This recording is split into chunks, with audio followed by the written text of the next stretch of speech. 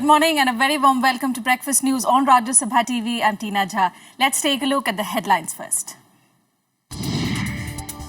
Two of the country's biggest political alliances, BJP Shiv Sena and Congress NCP, have collapsed, a complete change in Maharashtra's political scene ahead of assembly elections. China and India to start withdrawal of troops today from the Ladakh border as the two countries resolve a week-old standoff. Prime Minister Narendra Modi to arrive in New York tonight. He's expressed confidence of his 5-day trip, marking a new chapter in bilateral trade and strategic ties. And at the Incheon Asian Games, medal hopes from squash for India today. Both men's and women's teams to play their semi-final matches. And the big story, two of India's longest-standing political partnerships, one a 25-year-old Saffron alliance and the other a 15-year-old Congress-NCP tie-up, have broken down. After several weeks of negotiations, both alliances announced a split on Thursday within hours of each other. Maharashtra now heads for an exciting four-cornered contest, the first in over 3 decades, in the assembly polls next month. Here's a report. Days of bickering between 25-year-old Saffron partners ends in collapse after all. The BJP pulled the plug on Wednesday evening. Leaders of the state party unit announced at a press conference that their 25-year-old alliance with Shiv Sena was over. इस चर्चा में इतने होने के बाद भी कोई यश हम लोगों को नहीं मिला, समाधान दोनों की ओर से तीनों पार्टियां महायुति का भी नहीं हो सका और इसलिए हमारे कोर ग्रुप ने यहां निर्णय लिया है कि अभी शिवसेना का साथ का ये 25-30 साल का जो आरएस है हमारा, जो युति हमारी है, हम आज खत्म करने वाले हैं और ये खत्म हो चुकी है। मित्र पक्षों को जिस प्रकार से अकोमोडेट किया जाना चाहिए, हमको जिस प्रकार से अकोमोडेट किया जाना चाहिए, वो हो नहीं रहा और उसी दृष्टि से हम लोगों ने ये निर्णय किया है कि हम लोग हमारे जो साथी हमारे साथ हैं, उन साथियों के साथ अपना मार्गक्रमण करेंगे। Chief ministerial candidate issues besides the seat-sharing problems are reported as the major points of contention. Shiv Sena chief Uddhav Thackeray has not commented yet on the dissolution of a partnership that was constructed by his father a quarter century ago. However, his 24-year-old son Aditya Thackeray tweeted that he was saddened at the end of a partnership which was older than him. He said, and I quote, "Very sad that state BJP chose to part ways with 25-year-old ally Shiv Sena when we stuck together, even in their Bulletin unconditionally. This alliance has seen many ups and downs, challenges and protests, but we faced it together. Vested interests were kept at bay. Even as of now, we and many in Maharashtra BJP do not regret that vested interests have prevailed over unity pre-elections. I hope sense prevails over vested interests soon." Barely an hour after BJP announced its split with the Shiv Sena, the NCP too ended its 15-year-old alliance with the Congress. The party declared it would go it alone with Maharashtra elections. The NCP also quit Congress-led government in the state, reducing it to a minority. आगे आने वाले विधानसभा के चुनाव में हमारे स्वतंत्र तौर पर हम इस चुनाव को लड़ेंगे और जहां तक कोशिश करेंगे कि जो भी समान विचार की पार्टियां हैं, धर्मनिरपेक्ष विचारों की पार्टियां हैं, उनको हम साथ में लेने का काम करेंगे, कोशिश करेंगे। The Congress termed the decision an unfortunate one, with Chief Minister Prithviraj Chavan even hinting at political realignments in the state. 44 सीटों की मांग हो, चाहे मुख्यमंत्री पद का कार्यकाल का विभाजन की बात हो, सारी बातें मुख्यमंत्री पद की सत्ता हथियाने के लिए की गई। उसमें जनता के हित का विचार कम था और निजी सत्ता पाने का विचार अधिक था। Internal squabbling within the alliances had been going on for several weeks now over seat sharing in the state polls. However, with none of the parties scaling down their demands, the split was imminent. But with the twin splits coming just days before the assembly polls, the stage is now set for a massive division of votes in Maharashtra. Bureau Report, Rajya Sabha TV. And ending a week-long standoff, India and China have agreed to withdraw troops from the borders. External Affairs Minister Sushma Swaraj, who is in the United States, termed it a big accomplishment. Troops will start withdrawing from the Ladakh border today, and the process will be completed by the 30th of September. Swaraj had met with her Chinese counterpart Wang Yi on Thursday on the sidelines of the UN summit in New York. Both Indian and Chinese armies were engaged in a standoff at Chuma region in Ladakh during the first visit of Chinese President Xi Jinping to India. मुझे खुशी है आपको बताते हुए कि दोनों देशों ने बैठ करके इस चीज का समाधान कर लिया है, टाइमलाइंस तय कर ली हैं।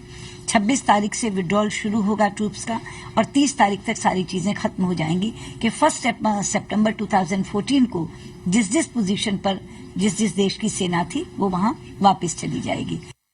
All right, we'll slip into a short break here. On the other side, Mars orbital mission sends second picture from the red planet and tweets that it's getting better at it. That and more still to come. Do stay tuned.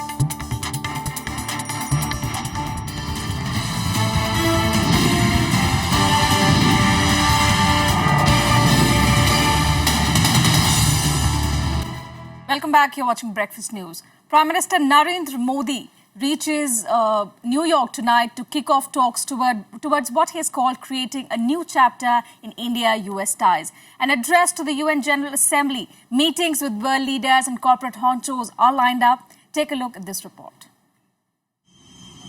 Embarking on a high-profile visit, Prime Minister Narendra Modi described the US as India's vital partner. He said that he looks forward to meeting US President Barack Obama in Washington. The Prime Minister is confident that his trip will bridge many divisions and mark a new chapter in strategic ties. In a statement prior to his departure for the US, Modi said, and I quote, "I see the US as a vital partner for our national development, drawing especially on the rich possibilities of partnership in education, skills, research, technology and innovation, and above all, a shared commitment to human values." जब मैं आज make in India की बात करता हूं तब मैं look east के साथ साथ लिंक वेस्ट की भी बात करना चाहता हूं। एक तरफ लुक ईस्ट, दूसरी तरफ लिंक वेस्ट। हमने इन दोनों को जोड़ करके हम ऐसी मध्यस्थ जगह पर खड़े हैं कि हम एक ग्लोबल विजन के साथ अपने आर्थिक संरचना को एक नए प्लेटफॉर्म पर खड़ा कर सकते हैं। Modi will be addressing the UN General Assembly for the first time on Saturday. Apart from pitching India's long-standing demand for a permanent seat on the UN Security Council, Modi will also urge for reforms at the United Nations. Modi said he is also keenly waiting for the opportunity to meet the Indian-American community at the Madison Square Garden in New York on September 28th. Preparations are already underway to make this a success. He has already established himself, and so far every report that has come, whether his visit to Brazil, his visits to Japan or Chinese Prime Minister's visit, have been very positive. And I feel very optimistic and very certain that his visit to the United States will be equally electrifying. Prime Minister Modi will also be wooing corporate titans during his visit to attract more investments into India in an attempt to revive the economy. With inputs from Akhilesh Suman, Bureau Report for Rajya Sabha TV. And to discuss more on what to expect from Prime Minister Narendra Modi's maiden visit to the United States, we have with us this morning Mr. Sanjay Kapoor, editor of The Hard News. A very warm welcome to Rajya Sabha TV, Mr. Kapoor. Narendra Modi's very crucial foreign visit to the United States. Do you think he'll be able to revive the Indo-US ties, which hit a new low after the Devyani Khobragade incident? You know, the trip to the US for any Indian Prime Minister, or for that matter, any country in the world, traditionally was always considered to be very important. And it remains very important despite the fact that it is considered by some as a declining power. But Mr. Narendra Modi going to the US, there are expectations which are, soaring at the moment. Yeah. And the US media and many commentators have been talking of Narendra Modi almost like a rock star. And that has expectedly raised far more expectations than they have done in the past. So with Khobragade now like a little blip of coming out from the past, I don't think that is going to weigh things down so much. But there are more other issues that need to be tackled, and the US government has, certain reservations about doing business with India. Even they have been suggesting that they have invested substantially in Indo-US relationship since the time Mr. Modi came to power. They've sent 4 or 5 top officials, including Secretary of State Kerry, Commerce Secretary, Defense Secretary. Right, Mr. Kapoor, will come back and discuss on the trade and investment aspect in just a moment. Now, hours before he left for the US, Prime Minister Modi launched the ambitious Make in India campaign in a bid to make India a manufacturing hub and assure investors that their wealth would be well utilized and well protected here. Industry has welcomed the launch, with which Modi seeks to send out a strong message to the global investors. Here's more. प्रधानमंत्री की तरफ से पूरा संकेत था कि government की तरफ से जो खामियां हैं उन्होंने उसको मेरे ख्याल में बताने में कोई कसर नहीं छोड़ी और ये भी बताया कि जो सॉल्यूशंस पॉसिबल हैं वो गवर्नमेंट के अंदर ही पॉसिबल हैं. The procedure in order to ease our ability to build up new open new offices, build up new factories, recruit people will definitely help them. Let nobody have any doubt that we can be globally competitive at our own terms, and that is why Make in India is right today. I believe there are 2 major strategic advantages India has. The first, our human capital. The depth, breadth, and diversity of India's talent pool is unparalleled. The second is a market which affords scale and growth. We have over 1 billion consumers with a high consumption growth rate sustainable into the next few decades. We're eager to find opportunities to partner to co-develop some of these technologies and to make them in India. Our experience in India has been extremely positive, and Lockheed Martin is an advocate of doing business in India.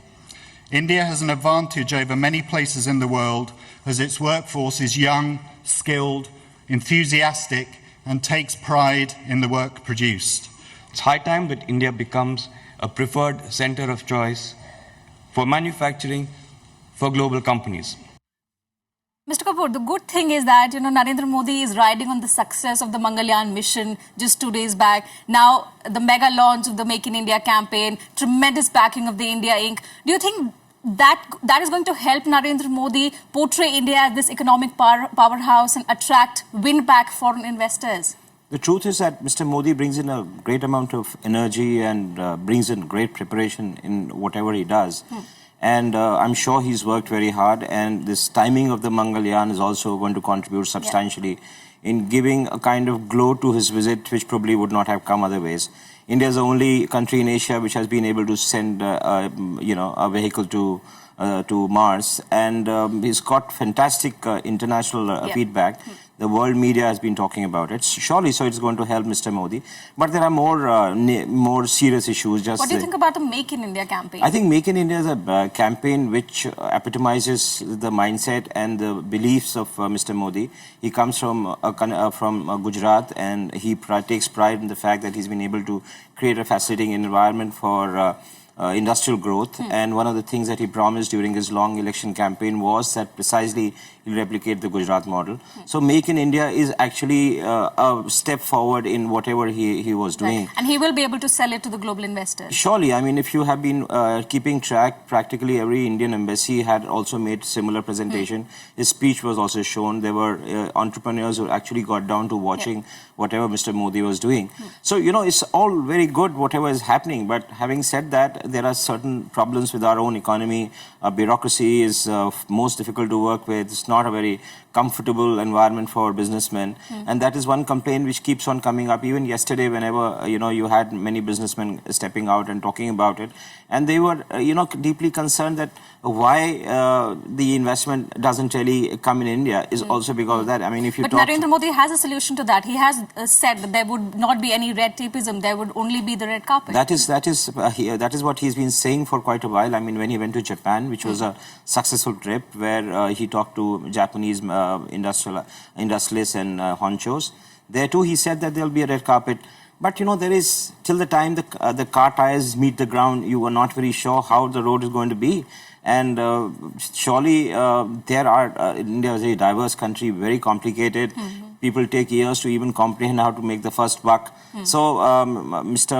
Modi is trying very hard, but I don't know how it is going to happen. Just another quick question before we wrap up. You know, his predecessor, Mr. Manmohan Singh, shared a very good personal bond with Barack Obama. Do you think Narendra Modi will be able to strike that chord with the US president?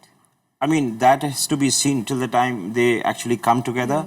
It would not be visible, but Mr. Obama is also not very easygoing. He may look very easygoing, but people have criticized him for being withdrawn, and he's not investing substantially in the India relationship. In fact, in the last campaign in 2009, Romney, his opponent, used to be saying that, you know, like unlike the Republicans, Mr. Obama hasn't done enough.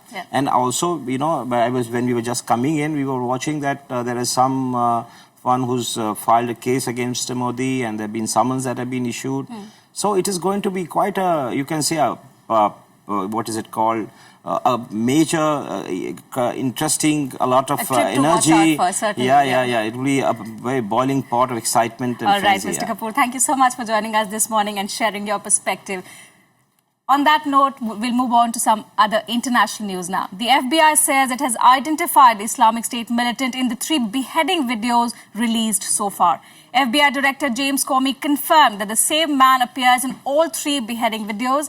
However, Comey did not publicly identify the man. Since August, the Islamic State has beheaded American journalist James Foley, Stephen Sotloff, and British aid worker David Hines, gruesomely showing their killings in videos posted online.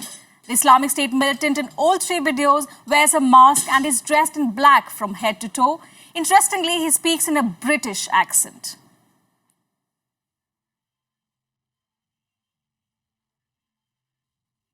Let's now take a look at some other news-making events from around the globe in our World Wrap.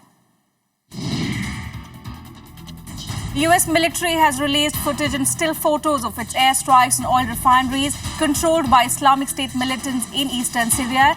The raids carried out by the US, Saudi and UAE aircraft targeted 12 refineries in Syria on a 3rd night of airstrikes against the militants. The US has launched nearly 200 airstrikes against the militants in Iraq since August, and on Monday began targeting Islamic State in Syria.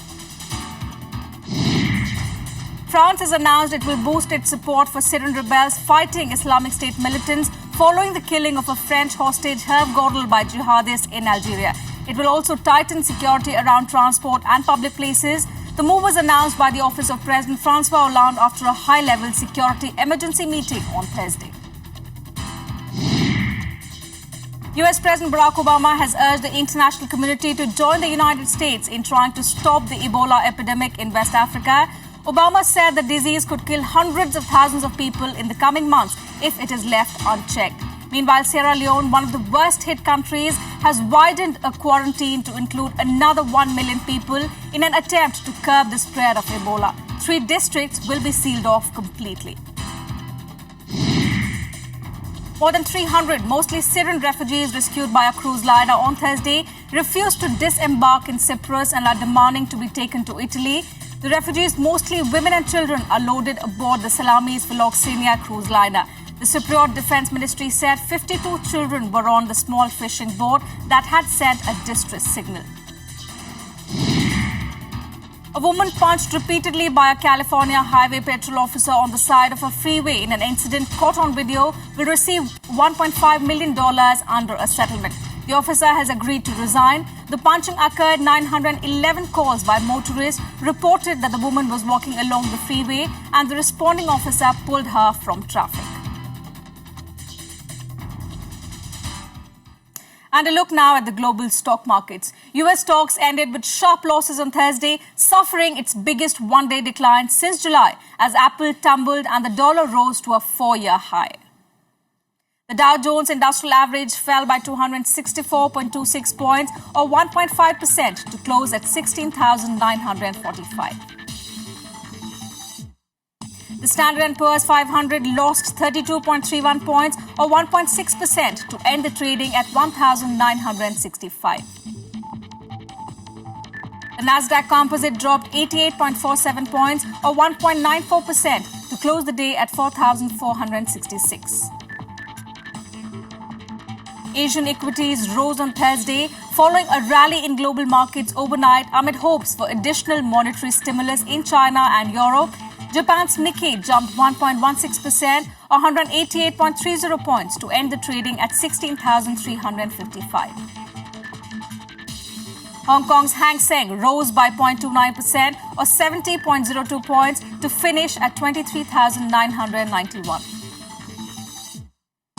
Gold fell by 100 rupees, or 0.15%, to 26,550 rupees per 10 grams on reduced demand from retail consumers amid bearish global cues. Silver followed the yellow metal and plunged by 830 rupees, or 0.34%, to finish at 39,680 rupees per kg due to heavy speculative unwinding with subdued industrial offtake. And we'll take another short break here. Sports updates on India's hopes at the Incheon Asian Games on the other side. Do stay with us.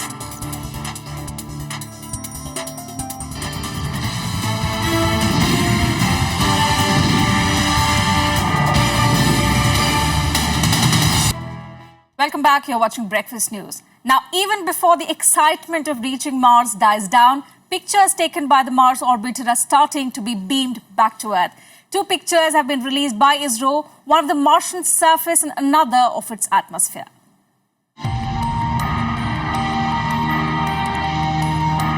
The view is nice up here. This is how one of the first images captured by the Mars orbiter mission was described by ISRO. The picture that was beamed back to Earth on Wednesday shows the Martian surface in all its red-tinged glory.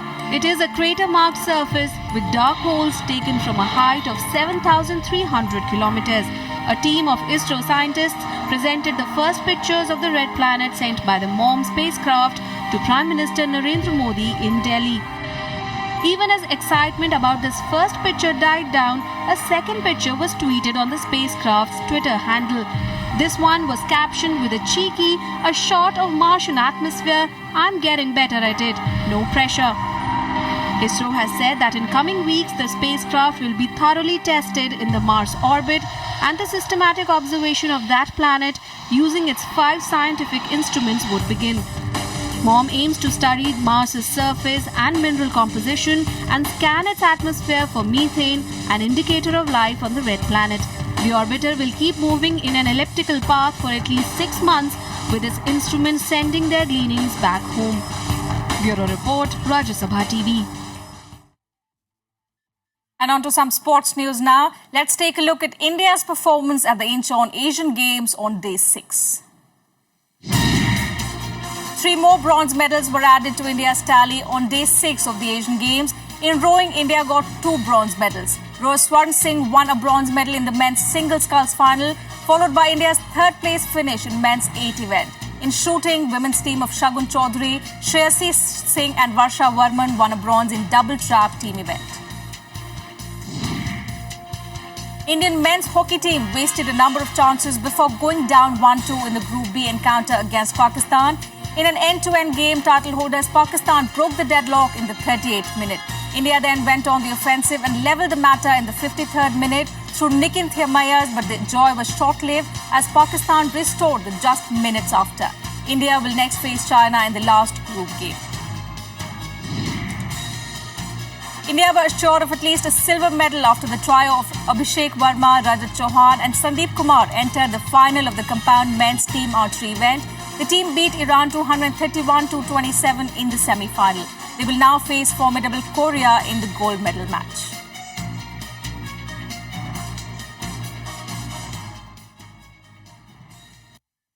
India took their tally up to 15 medals on Thursday. Let's now take a look at the medals tally at the end of the 6th day. China remains at the top with 78 goals. Japan at 2nd, followed by host Korea at the 3rd place with 28 goals. India maintained their 15th position on the table with 1 gold, 1 silver and 13 bronze medals.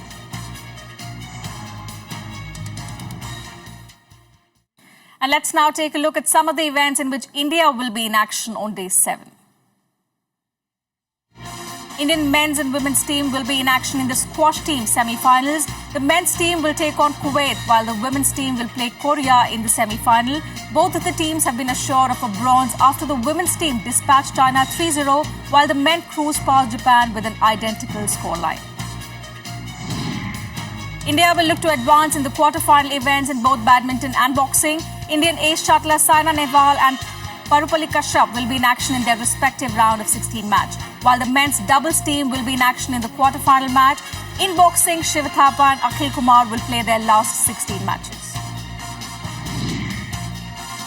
Indian women hockey team will look to advance into the semi-finals as they play Malaysia in the final pool match today. A draw against Malaysia would be enough for India for a place in the semis. Both the teams have same number of points, but India has a better goal difference. India had beaten Malaysia 4-0 in the 2010 Asian Games. And finally, it's the 91st birth anniversary of India's evergreen hero, the legendary Devanand. In a career spanning 6 decades, Devanand acted in more than 100 films and is still considered one of the film industry's most influential icons. Here's a tribute to Devanand from Rajya Sabha TV. On that note, we wind up our news bulletin. Thanks for watching. हर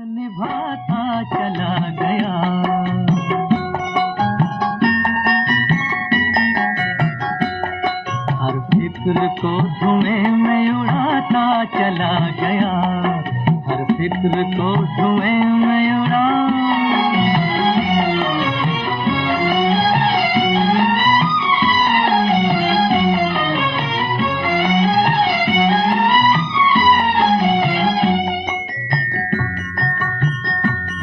अभी ना जाओ छोड़ कर के दिल अभी भरा नहीं,